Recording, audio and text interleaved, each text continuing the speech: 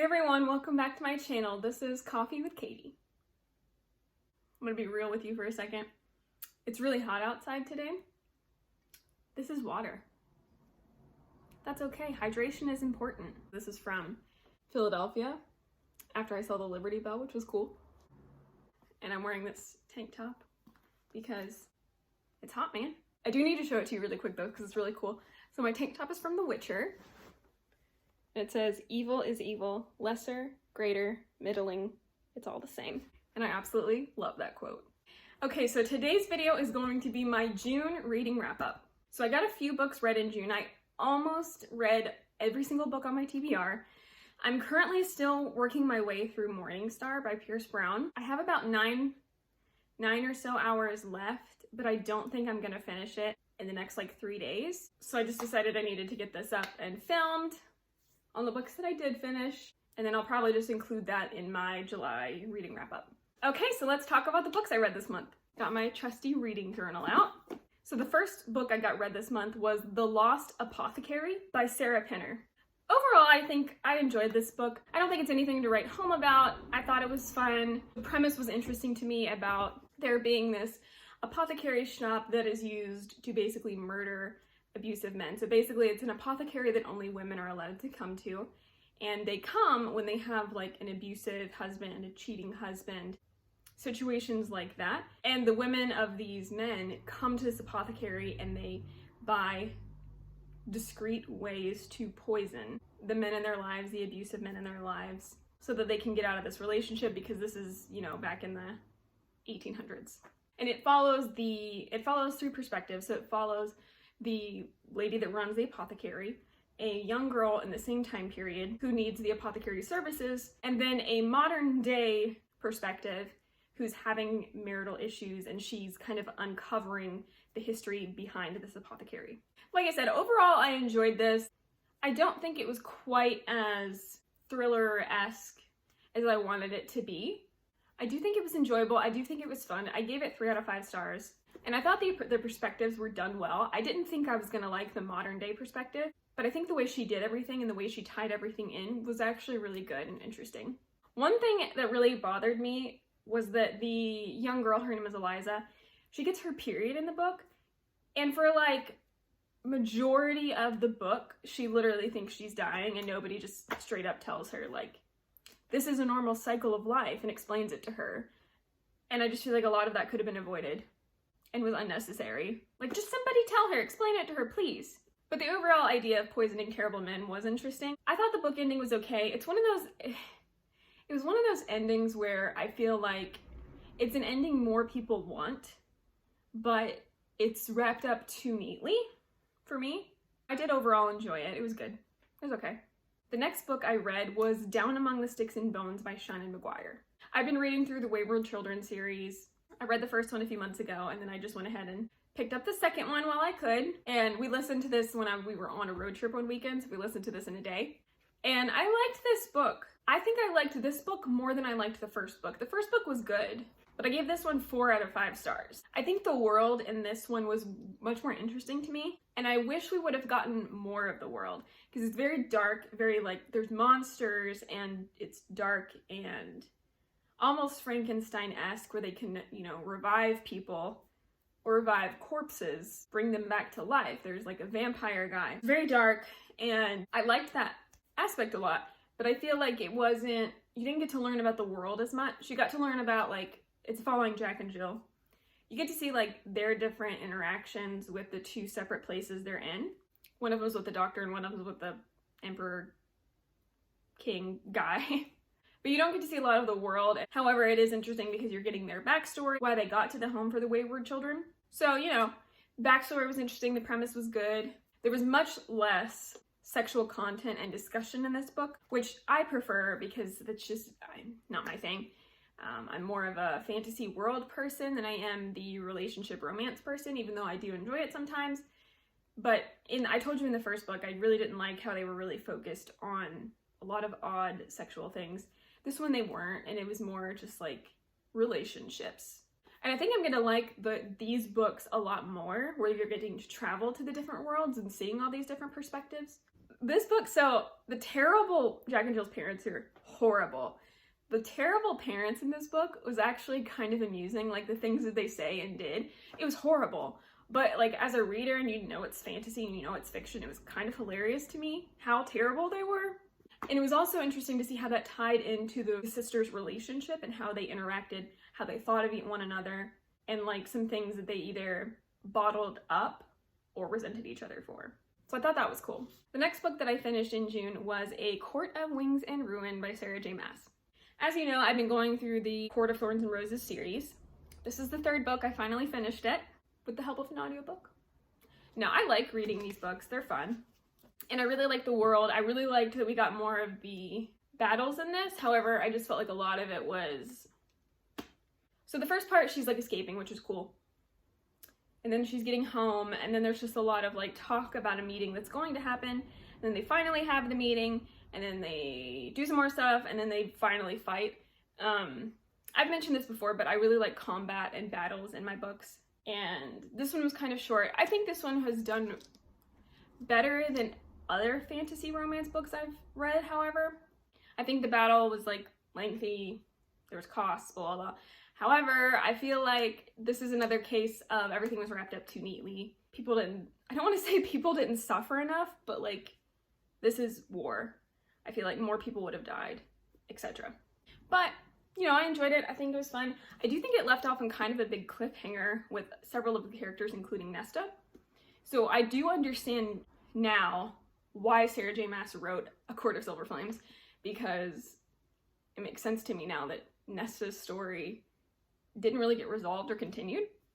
So yeah, I am interested to continue and see what happens with all these characters. Obviously, this book taught me that just Azriel is going to be miserable forever. I hope that changes in the next few books because I really like him. I also really like Nesta, and I think that's a pretty unpopular opinion, at least until you get to the other books. She's a jerk. I understand why she is that way. This does not excuse her actions, and I'm not saying it's okay to act like her, but I understand it, and I kind of prefer that she's honest and blunt and straightforward, even if it comes off really like brash and vicious. I just appreciate that rather than you being like sly. I don't know. I don't dislike Nesta the way everybody else does, or the way everybody else seems to. I gave this 4 out of 5 stars. I've liked all of them so far more than the first one, and you get more of the world in this and more of the courts, which is really cool. I really like the quote, "Remember, you're a wolf and you cannot be caged." Love that quote. So yeah, overall this was enjoyable. The next book that I read in June is For the Wolf by Hannah Whitten. Now, I'm not going to go deep into this a lot because I do have a separate review video for this, which I can link down below. So I'm not going to get into this book a whole lot, but I really liked this book. I thought it was really good. It was 4.5 out of 5 stars, but only because I think some of the information was left out, which I think was intentional to set up for the second book. Very dark, gothic, like haunted forest type vibes. I really liked the atmosphere of this book and really enjoyed the story overall, and I'm excited to see what else Hannah Whitten does with this world in the second book and to see what else she writes. I think for a debut book, this was really nice. Not much more to say about this since I do have a full review, but if you want to hear more about this, check out that video. The next book I read was A Good Girl's Guide to Murder by Holly Jackson. So this book really took me by surprise. I thought I was going to enjoy it based on the premise, but that's the same for, you know, the Lost Apothecary and all those other books that I've talked about in the past that are kind of mystery thrillers. This one is like a mystery thriller, but it's also kind of contemporary murder mystery type of a situation. I wasn't sure how I would feel about it. It is YA, but I thought it would be fun to give a shot. This one surprised me a lot. I really enjoyed this book. I really liked it. I gave it 4 out of 5 stars. I think it's really underrated. Maybe it's not underrated. Maybe people hype it up, and I've heard people mention it in the past. To me, it's underrated. I think it's really good. I listened to this on audiobook, I think over the course of like 4 days, and I highly recommend the audiobook. It's done by a full cast, so when she's like calling people and interviewing them, it sounds like she's calling someone. The person she talks to is a different voice actor. She'll say like, "Can I record this conversation?" You'll hear this noise and it'll sound like she's recording it. It was just really cool. I thought it was done really well. I highly recommend the audiobook if you haven't checked it out yet. Overall, I really enjoyed it. I will continue with the series. I'm excited to see where it goes. One little qualm I have about it is I hate teenage reasoning in some of these books. Like, tell people you are being threatened so they can help you, instead of being like, oh, my life is being threatened, it's probably a joke. Or, oh, my life's being threatened, let's not tell my family or friends. That's a bad idea. Kids, if you're listening, teens, if you're listening, and somebody is threatening you, go to the police, go to your parents, go to an adult you trust. Don't just sit there and be like, this will be fine. No, don't sit there and be like, you're gonna get in trouble, they're gonna make me stop. Like, no, you need help, be safe. Like, this main character, she would confront potential murderers on her own without telling anyone where she was. I'm sorry, what do you think's gonna happen? You think they're just gonna be like, you got me? No, they're gonna kill you. You're like 17, you're not the police, you can't overpower them. Come on. Other than that, I really like the story. And basically what this book is about, I'm probably doing a terrible job of summarizing these books again. Basically what this book is about is she's trying to solve a murder that has basically been case closed, solved for years. She doesn't think who was convicted of the murder actually did it, and so she continues to investigate this to see if she can find another murderer. And it's really cool and really interesting because, you know, nobody believes her, and she's trying to prove somebody innocent that's no longer alive, and it was just really cool to see how it all played out. The next book I read is Lord of Shadows by Cassandra Clare. This is the second book in the Dark Artifices series. I didn't love this book. I was gonna say as much as the other one, but that's not even true. I have issues. I listen to a lot of the Shadowhunter universe because that's kind of how I started reading them. And I have issues with a lot of the books because they're very long. And it feels like there's a lot of filler that could have been taken out. So when you're listening to them on audiobook, it just feels like things are just like, things are happening. It's not like nothing's happening, but it just feels like a lot of it is unnecessary almost. You can disagree with me if you want, and maybe I'm wrong about that, but it just kind of feels like they drag on a little, and I get kind of bored at parts, and then I just want to listen to it so it's over. So I know what happens and it's over with. So this one I didn't love, or I didn't like as much as the first one. I think part of that is because Julian was a character I really admired, because a lot of the characters in the Shadowhunter universe are really impulsive. They act like they're adults, and they get in a lot of trouble because of that. And I feel like a lot of it is avoidable. And Julian is this like father figure to his younger siblings. But in this book, he kind of reverts to this like irresponsible mindset. And I don't know if I buy that with his character. It seems incongruent to his character. So I don't know how I feel about that, but I understand why it's happening, but it doesn't feel true to him. But Magnus Bane continues to show up in every story and continues to absolutely carry the series because he's hilarious. And one of the quotes I really liked from this book is, "Fiction is truth, even if it's not fact." I gave this book 3 out of 5 stars. Obviously gonna wrap up, I'm gonna listen to the 3rd book, and then I'll be able to go to the Last Hours series, which I'm kind of excited about because I love the Infernal Devices.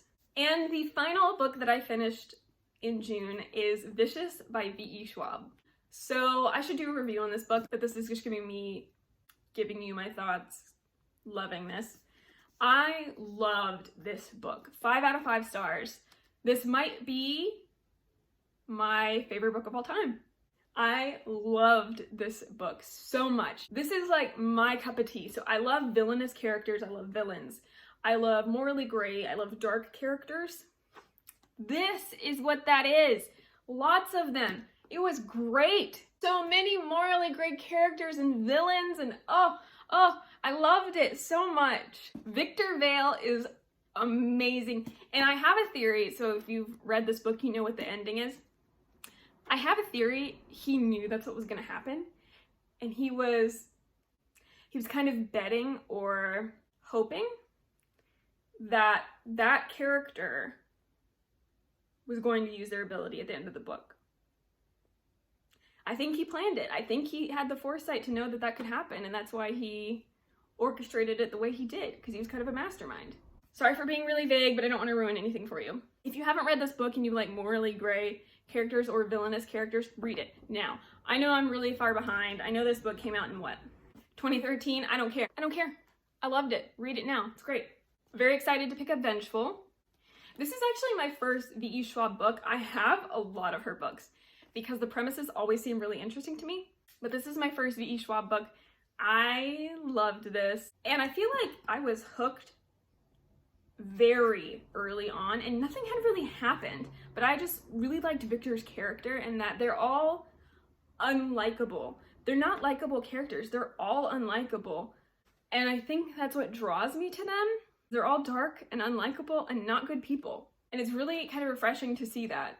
I also really liked seeing the dark sides of the characters and the almost sociopathy tendencies of the two main characters and how they are intrigued by one another. It was just really cool. I really liked it a lot. This was just so interesting. I loved reading from Victor's perspective.